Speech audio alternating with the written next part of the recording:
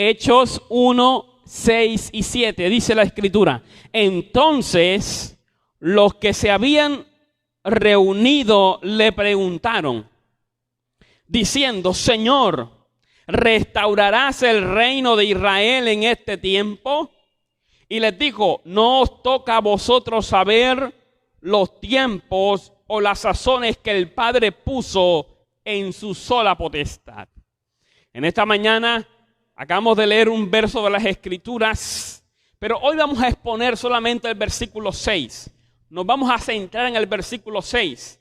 Así que el reino de Dios, parte 1. Acabamos de leer una parte de las Escrituras, el versículo 6 del capítulo 1 de Hechos, donde Jesús está a punto de subir al cielo, de ascender al cielo, después de venir a la tierra a predicar el evangelio, a salvarnos de las garras del mismo diablo, a redimirnos del pecado, de la maldición.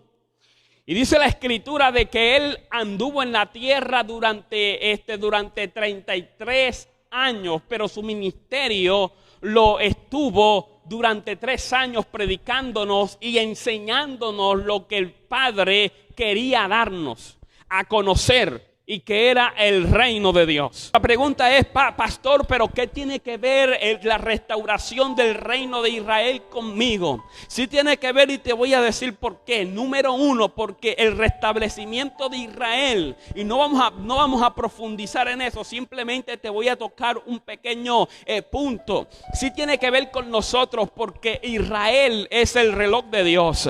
Dice la Escritura que cuando la higuera florezca, entonces sabréis que el verano está cerca. Estaba entonces queriendo Jesús decir con esta palabra de que cuando Israel volviera a ser nación, entonces la venida del Señor, entonces el rapto de la iglesia iba a estar cerca, aleluya. Pero no vamos a hablar de esto en este momento. Lo único que puedo decirte es que Cristo viene ya. Cristo puede aparecer en las nubes en cualquier momento. Cristo puede aparecer en las nubes en cualquier instante. Bendito sea el nombre de Jesucristo de Nazaret. En cualquier instante, puede ser hoy, puede ser en este momento, puede ser mañana, pasado mañana, entre un año. Lo único que nosotros debemos hacer es estar preparados para que cuando suene la trompeta, tú y yo podamos volar con Cristo. Para que cuando suene la trompeta, tú y yo podamos volar con el Señor, porque Dios tiene cosas poderosas, cosas grandes, cosas tremendas para su pueblo. Pero su pueblo tiene que estar preparado. Bendito sea el nombre del Señor. La segunda situación, el por qué la iglesia, ¿por qué tiene que verse esta historia contigo? Porque habla del reino. Así como Israel deseaba, así como los judíos deseaban que el reino de Israel, que la nación de Israel fuera establecida nuevamente, que fuera una nación soberana, una nación libre, una nación poderosa.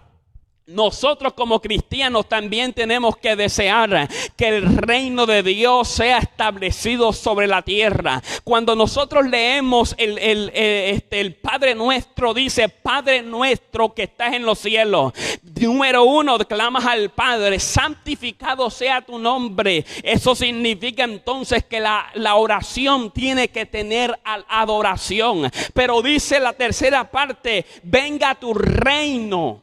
Y eso significa entonces que nosotros cada día tenemos que clamar a Dios que Él establezca su reino. ¿A través de qué? De la palabra de Dios. Eso significa entonces que tú debes clamar para que Dios envíe obreros a su mies.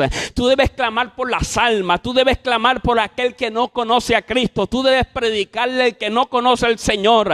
Porque eso es establecer el reino de Dios. Tú tienes que clamar a Dios para que el pensamiento del reino esté sobre la tierra. Tú y yo somos embajadores de Cristo, y como embajadores de Cristo tenemos que traer el pensamiento del reino de Dios a la tierra. Por esa razón el hombre de Dios y la mujer de Dios tiene que desear Escúchame bien, tiene que desear que el reino de Dios se manifieste, aleluya. La Biblia dice, recuerda lo que dijimos, el reino de Dios se ha manifestado. Cuando tú predicas, el reino de Dios se manifiesta.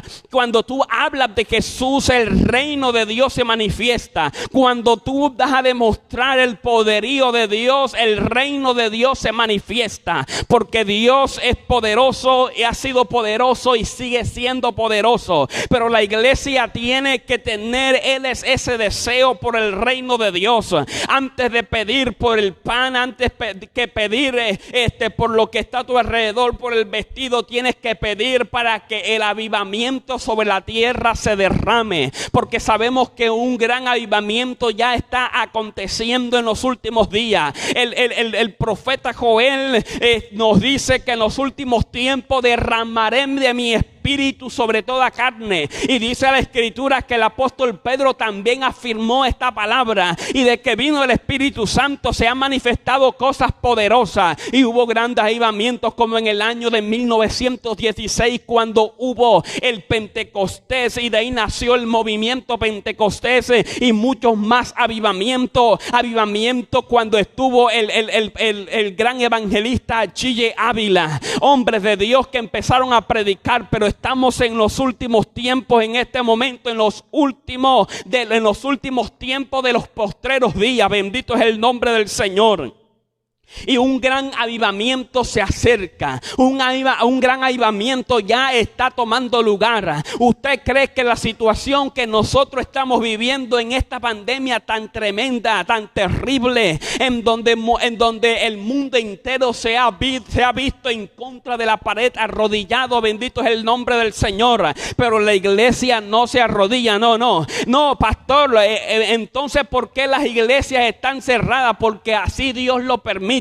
Pero aquí yo estoy predicando, te estoy enseñando la palabra del Señor. Se cierra el templo, pero la iglesia no se cierra. La iglesia sigue predicando, la iglesia sigue estableciendo el reino de Dios. Aquel que no quiere predicar es porque no desea que el reino de Dios se manifieste. Aquel que no le dice a alguien Cristo te ama, es porque no quiere que el reino de Dios se manifieste. Aquel que no usa las herramientas que tenemos hoy día para seguir predicando el evangelio es porque no quiere que el reino de Dios se manifieste. Tú tienes que desear que el reino de Dios se manifieste. Estamos en los últimos tiempos cuando Cristo en cualquier momento aparece en las nubes, en cualquier momento suena la trompeta, y que esté preparado se va con él. Pero no solamente tú puedes ser salvo, también otras personas que no conocen a Dios tienen que recibir la salvación, tienen que recibir a Cristo en su corazón,